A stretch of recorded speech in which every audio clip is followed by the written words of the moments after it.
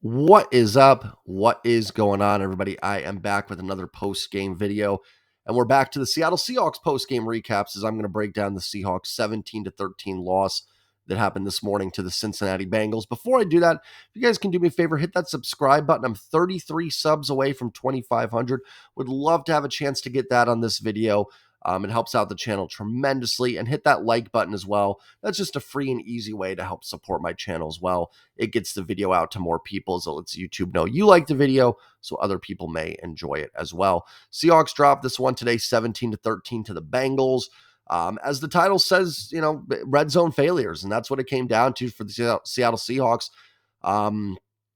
Frustrating because they definitely had chances to win this football game, but man, once they got inside the 20, the offense just sputtered and really gave this team no chance. And when you go against a team against the Bengals, who certainly haven't been quite themselves this year, I think they're still looking to find their footing a little bit.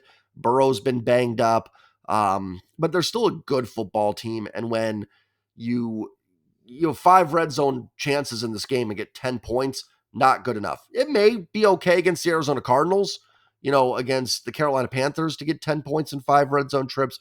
Not going to cut it against the Bengals. And the crazy thing is, 6 more points in those red zone trips, 16 points in 5 attempts, which isn't good. Probably would have won this game for the Seattle Seahawks. So very frustrating from that aspect. And I'm going to dive into all of it. First, let me go a little big picture here. I'm not overly concerned about this loss. And I know, Jay, after all the Mariners stuff and all the times he said not too concerned about it, they don't get in. Listen, losses stink, and they're more magnified in football than any other sport. But if you're going to lose games on the road to an AFC team, not going to kill you too much, doesn't hurt you in the conference standings, doesn't hurt you in the division standings. This loss loses you no tiebreakers in any way. If you can afford to lose games, it's against AFC teams, and especially on the road. You don't feel too bad about losing those ones. So that doesn't mean there weren't frustrating things in this game. And anytime you have a chance to win a game and you don't, it is frustrating. But all in all, I don't think it's the end of the world for the Seahawks. And I do think most of the things in this game were very fixable. And there were actually a lot of positives that I'm going to dive into. There were some very impressive things that the Seahawks did in this game that I'm very encouraged by and happy about here going forward. So big picture, I don't think it's the end of the world or anything like that. Every loss counts, and you certainly don't want to pile up losses. But as far as losses go, this is not one that I'm going to dwell on too much. Hopefully, you can go back out there next week and get the W. So let's get into the scoring recaps. Seahawks' first drive of the game was as good of a drive as they've had all season. Went right down the field on the Bengals. Kenneth Walker punched it in from 1 yard away, 7-0. Bengals march right back down the field on a long drive, capped off by a Tyler Boyd touchdown from Joe Burrow, tied at 7. Seahawks go, I believe, 3 and out. Bengals again drive right down the field. And we thought at this point, the Bengals went up 14-7 on a 3-yard pass from Burrow to Andre Losovis, I'm not sure. His first career touchdowns. Congratulations to him. And it looked like, here we go. This defense cannot stop anybody. Bengals up 14-7, and they're just, they're not going to stop Cincinnati's offense. Well, the rest of the scoring, Seattle gets a 55-yard field goal from Jason Myers towards the end of the half. Third quarter, they get a 23-yard field goal from Myers, so 14-13. Bengals score a 52-yard field goal in the fourth quarter, make it 17-13. And that was all the scoring. Certainly does not tell the whole picture of this game in any sense. Do I start? Well, let's go Oreo effect. Positive, negative, and positive. Listen, the positive today has got to be the defense, right? I think we are all very encouraged by their performance. Let me just pull up the box score real quick, guys. Sorry, there we go. Against the Giants. We're very encouraged by the defensive performance against the Giants. But I think there was listen, you never take 11 sacks, a pick 6, 3 turnovers in that game. That's never something you just look and go, whatever, it's the Giants. But I think we are all a little bit like, okay, I want to see the defense play good against a good opponent before we really christen them as being back or being, a unit that teams are going to have to fear. And they did it today. They got a turnover from Burrow. The Bengals' first 2 drives went right down the Seahawks' throat, and that was it. And that second touchdown was scored very early in the second quarter. And that was all the offense the Bengals had. Even their field goal was off an interception, and they didn't even move the ball a yard. They just ended up kicking the 50-yard field goal. I thought the pass rush looked decent. The Bengals' offensive line isn't great either, but I thought they did a good job getting to Burrow. They got 3 sacks, and I thought they had a chance maybe for a couple others and forced some quick throws. Run defense, again, does fantastic. The Bengals overall, 15 carries, 46 yards, 3.1 yards a carry. And they forced the turnover. Trey Brown gets the interception. And I thought they had a chance for another couple picks as well. The defense is really, really playing good football and very encouraging coming off that Giants game to see this performance here. And I know the Bengals have been a little bit banged up. I get it. But Burrow, from all accounts, is 100% healthy. Looked good last week against Arizona. And I thought looked fine today. And I don't think the Bengals offense was necessarily bad or anything like that. Especially in those first 2 drives. And it makes sense. The first scripted plays were very successful. But Seattle's defense deserves credit. Let's put it this way. The defense did enough to win this game. I know it's a cliche to say those things, but the defense absolutely did enough to win. If you would have told me before the game they hold the Bengals to 17 points, sign me up. I'm taking that all day. I would have said lock it in, and I think that gets you a W. I think Seattle's offense can put up 18 or more on the Cincinnati Bengals. The defense deserves a ton of credit. The secondary is playing phenomenal, absolutely phenomenal. I didn't see Devin Witherspoon give up anything, broke up 3 passes. Trey Brown looks fantastic. Trey Brown's been kind of a forgotten man, I think. He was one of the few draft picks they had going into 2021 when they had the 3 picks and they picked Eskridge, Forsythe, and Trey Brown. And then obviously misses most of last year coming back from injury. But he was looking really good in 2021, and he has looked fantastic so far in 2023. So this secondary looks great. Jamal Adams was making plays and had some nice tackles as well. So really impressed by the defense. The pass rush, it just looks better to me. 3 sacks is solid. It's maybe not the most amazing day, but I think it was a pretty good day for the pass rush. It looks good. The pass rush to me, and there's people that can break down film better than I can, but from what I saw, I think they're doing a good job. Jaron Reed, Draymond Jones, and Boye Mafe all got a sack today. Mafe's had a great season. I know he wasn't blocked on his sack, but still impressive to see. And I think that's his 3rd or 4th sack this year. So the growth of Boye Mafe has been huge. Jaron Reed has been a great addition. And Draymond Jones has started to come on the last few weeks as well for the Seahawks. He also had 5 quarterback hits. Adams got one. Jones and Reed. Mafe had one. And Nwosu had one as well. Didn't see much from Darrell Taylor, Derek Hall today. They didn't really flash for me, but I haven't gone back and watched the game either on an all 22 or anything like that. So I thought the secondary played well. Thought the pass rush was good. And obviously the run defense did their job as well. Listen, 17 points against the Bengals offense that most people feel is pretty explosive. I will take it. The offense is a little more complicated. I'm going to say something, and it's probably not going to be a popular thing to say because everyone's got to have hot takes. And I can't, it's probably one of my biggest pet peeves in sports is how everybody got to come on videos and go like, they're going to break out the newest hot take of the season or the day. And I go back to, I think of the line in The Office when Ryan goes, I don't know what I did wrong. And Dwight goes, sometimes there's no lesson. You just fail.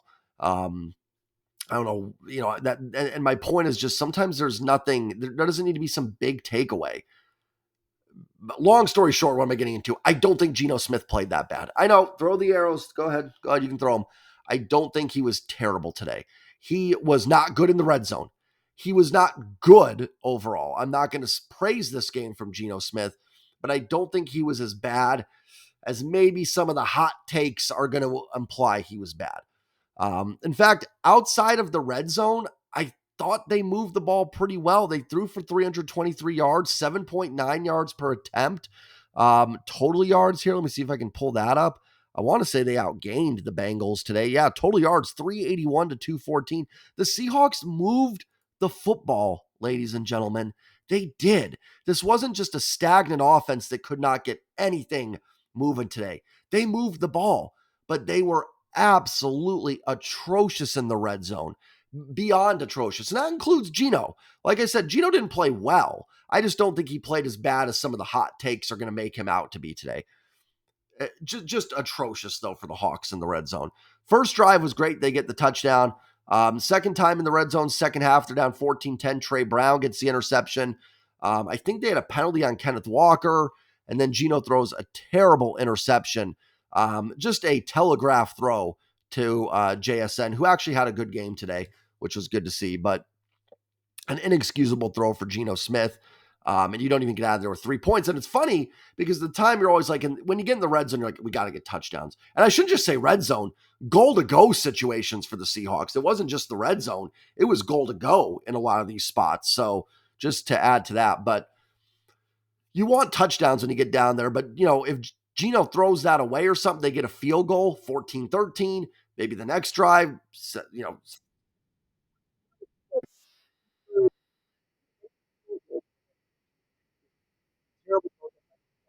Geno's second interception, which was picked off by, I think it was Cam Taylor-Britt intercepted it. I don't think it was a good throw from Geno, but it looked like DK stopped his route. I don't know why. I don't know if it was just miscommunication. Either way, I don't think it was a good throw from Geno no matter what. Hard to say if DK runs through what ends up happening. But either way, a bad interception. And that was what led to the Bengals field goal. Seattle has another drive where they get deep into Bengals territory, down 17-13 late in the game. And right before the 2-minute warning, they go 4 and out. They go for on 4th down, which is the right call. I know some people are saying, oh, if they would have kicked a field goal, got the ball back, a field goal would have won it. There was 2.5 minutes to go for Seattle. They're down 17-13. You've got 2 timeouts left. You couldn't kick the field goal there. They needed to go for it. Defense forces a 3 and out from the Bengals, get the ball back. Seattle again moves the ball into goal to go situation and ends up being a sack to end the game. The offensive line did not play well today either. I thought it had moments where it looked better, but all in all, the offensive line was not good as well. And the Bengals defense deserves a lot of credit because they got some good pressure at the end to finish it off. Listen, the red zone struggles I feel like have been a theme for the Seahawks a little bit. I will say this. They had 4 red zone possessions. Let's take away the first drive of the game where they got the touchdown. After that, they had 4 red zone possessions with 3 total points.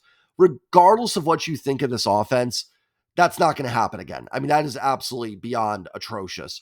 Even if they just kicked field goals, you'd have 9 more points on the board with those 4 red zone trips. And if they walked out of that with 12 points in 4 red zone possessions, you would say that's not good and acceptable. So that's where I would take a deep breath. They are going to perform better in the red zone, merely from the fact of you can't perform any worse than this. This is going to be something that's clipped when they go 0 for 4, no points next week in the red zone.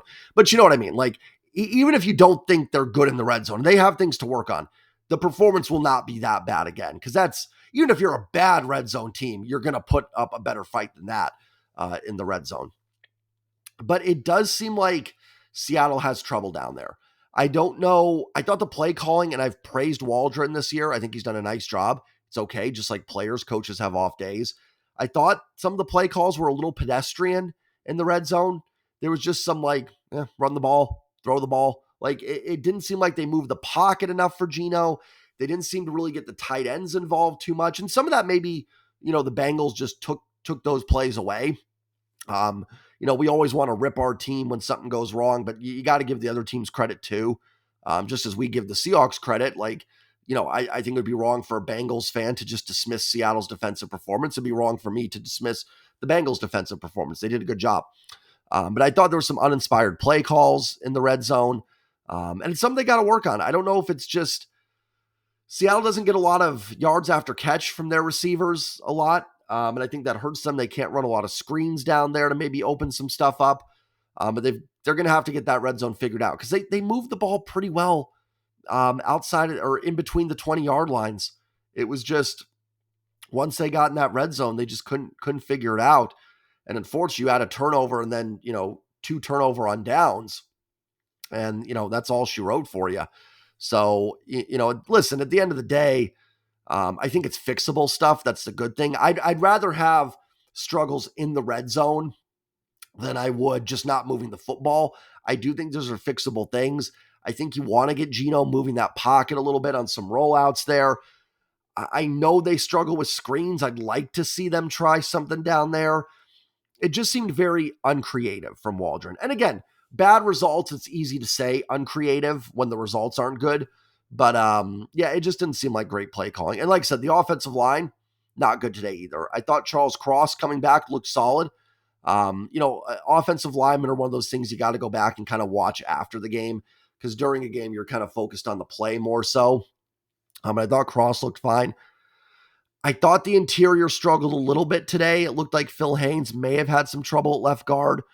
Bradford was pushing people around early. I don't know how he finished up. And then I thought Jake Curhan had his worst game since he's taken over for right tackle for Abe Lucas being hurt.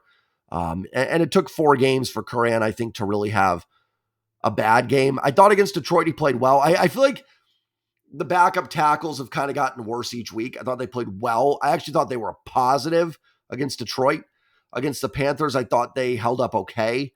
Against the Giants, I thought they were pretty meh. But again, the Giants are the Giants, so it worked out.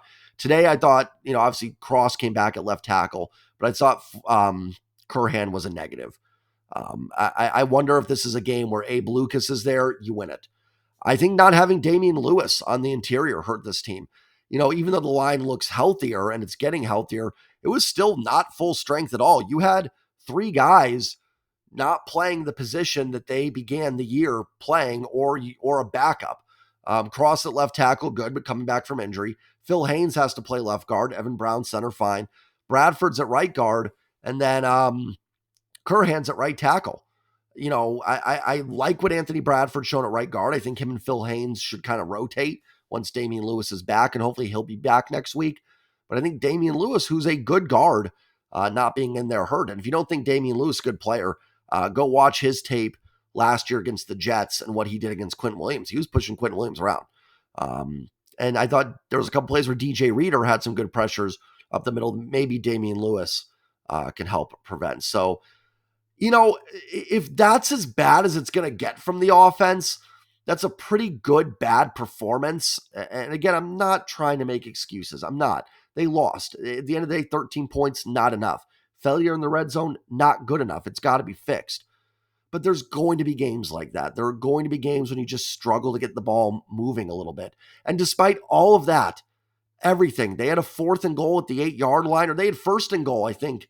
I think it was 4th and 8. They had 1st and 10 at like the 11-yard line with a minute to go and a chance to win this football game in Cincinnati on the road against a team that, like I said, preseason, and not just random fans, very prominent people had winning the Super Bowl this season. And you almost went in there and got it despite all those red zone struggles. You still almost pulled out. You can say it makes it more frustrating, and it does. But, they were right there despite all that. And I know losing games 40-0 doesn't hurt as much because, those games are over and you don't have the emotion for it anymore. But, and like losing games like this hurts more. But, it's still a better sign that you're close than getting your clocks cleaned. They went in there and hung tough with the Bengals, and hopefully they can learn from it and bounce back and get better. It's one game. I didn't think Seattle was going to go 16-1 this season. This was a game that before the season started, I did have penciled as a loss. Now, I will say, and I want to do more pregame videos too as the season goes along. I thought they had a shot to win. Like, I didn't come into this game thinking it was a loss. I was pretty 50-50 going into this game. I thought Seattle could win. Seeing the Bengals healthy last week gave me a little pause. The game really didn't go how I expected it to go. I will say that. I thought Seattle's defense was going to struggle a little more, and I thought the offense would get going a little bit more. I do want to point out, as I ripped apart the offensive line a little bit, and again, I want to be clear, Geno Smith was not good today. I just don't think he was as bad as some of the Twitter hot takes are going to claim he was. The running game wasn't good today either. And this is a Bengals defense that has struggled to stop the run a little bit. Kenneth Walker, 19 carries, 62 yards, 3.3 a carry, not good enough. I don't know, some of that blame may belong to the offensive line, not having Damian Lewis in there. Geno Smith, 4 for 20, and Charbonnet, 2 for 5. Would have liked to seen Charbonnet get in there a little bit more. I'd like to see him maybe in a game like this. Walker gets 15 carries and Charbonnet's at 6, a little bit more of a balance there. But the run game was not good enough either. And that's been the Bengals' weakness, is running the football against them. So, all in all, listen, not a good performance for the offense, but I do want to say that, I think if you take a step back and take a deep breath, they did move the football a little bit, finish off some of those red zone drives, and this game looks a lot better. It looks a lot better from the offensive perspective. It wasn't like they just couldn't move the ball at all and were a disaster. They were moving the football. Just got to finish those drives. So I'm overall, I'm really encouraged about the defense. I will say that. I was very, very impressed. Especially after those first 2 drives, I was kind of like, yeah, here we go. The Giants game was just the Giants being that terrible, and the defense is not good. Bengals are a little banged up. I get that. Although they did get T. Higgins back today. You've got Jamar Chase, Boyd, Burrow. Again, everything pregame that you read was Burrow is as healthy as he's been all year. So, and he looked fine last week. So I think the defense deserves a lot of props. I think they played really well. Very encouraging. Hopefully Seattle can bounce back next week. They come home and play Arizona. Arizona got beat today by the Rams. Arizona early in the year was still early in the year, but was hanging tough against some teams. They did beat Dallas, and they were pretty competitive against Washington and the Giants. I will say the last few weeks they've started to drop off a little bit. The Niners blew them out. Cincinnati took it to them pretty well, and the Rams took it to them today. So it does look like Arizona's starting to fall more into that team we thought they were preseason, being a team that may be in the running for the number 1 pick. So it's definitely a game. I think Seattle's a touchdown favorite. It's a game next week they should win. We'll see what the injuries look like. It looked like Seattle came out of this pretty healthy. Last thing I will say, I want to talk a little bit about this guy right here, DK Metcalf. Listen, 4 catches, 69 yards. I don't think DK played terrible today, but the penalties. He has got to stop with the after the play penalties. He pushes, who did he push down? I think it was Taylor Britt. Yeah, he pushed Taylor Britt after a play was over. And it wasn't like Britt was giving it to him a little bit and DK pushed. He just straight up pushed him to the ground. I get some of DK's frustration. I thought Geno missed some open guys today, 100%. I thought he had some. There was one play where DK was wide open down the sidelines. I will say that's something. Be careful on those plays where people tell you somebody's wide open. This is just my advice from watching film a little bit. Sometimes guys look wide open when you go back and watch. Yeah, but there's no way the quarterback could have, unless he's throwing like this across his body, there's no way you're going to get that ball over to the open guy. So always be careful with that stuff. I would recommend watching all 22 before you really get into guy open, guy open, guy open. I'm not saying they weren't open, but just, before you get into that. But DK's got to stop. I don't know what to say about it. It's been a theme for a year. DK's play on the field has been good enough, I think, at times to make up for it. And I don't question DK's drive to win. He wants to win, but those penalties are going to hurt you. And I don't remember what drive it was on. I don't remember if it cost them points on a drive or not necessarily. But it's got to stop because it will cost you eventually. You're playing good teams like the Bengals, and you got the Browns coming up soon. And then you're going to have the Niners and the Rams again, and the Eagles and the Cowboys. And you can't have that stuff. And I talked about it after the Rams game. I don't know how else to say it, but it can't happen. And then JSN had a nice game, 4 catches for 48 yards, so his best game. That's all I've got for it. Listen, the Rams game, I was mad when that happened. I do think maybe a little over mad. I think looking back, that loss isn't nearly as bad as we thought it was. Still not a good loss. Still, you want to beat the Rams at home. That's a game you feel like you should get. But this game doesn't have me that angry. I still think this is a good football team. They're 3-2. It's not anything that I think a lot of good teams can go into Cincinnati and lose a game. I absolutely do. I think that is a good football team that I think is getting healthy, is going to be fine. But you got to bounce back. You got to bounce back from it. And the red zone stuff's got to improve. I don't know the answer. Maybe a little more creative play calling. Maybe just players playing better. At the end of the day, someone get open, someone make a throw. So hopefully they can get it figured out. I think they will. I'm encouraged by the defense. So I think all in all, in some ways, I think there's more positives to take out the negatives, but they've got to carry over. I think we could look back on this game and say, hey, it was fine. but the positives have got to carry over. And you got to go out and beat the Cardinals. If they lose the Cardinals next week, there will be a much more serious discussion that will take place. That's all I've got for y'all. Have a good night. Enjoy the rest of your Sunday. I will be back tomorrow night with a Coyotes post-game recap as they take on the Rangers. So remember to subscribe and hit that like button as well. And have a great Sunday night, everybody. Peace. Go Hawks.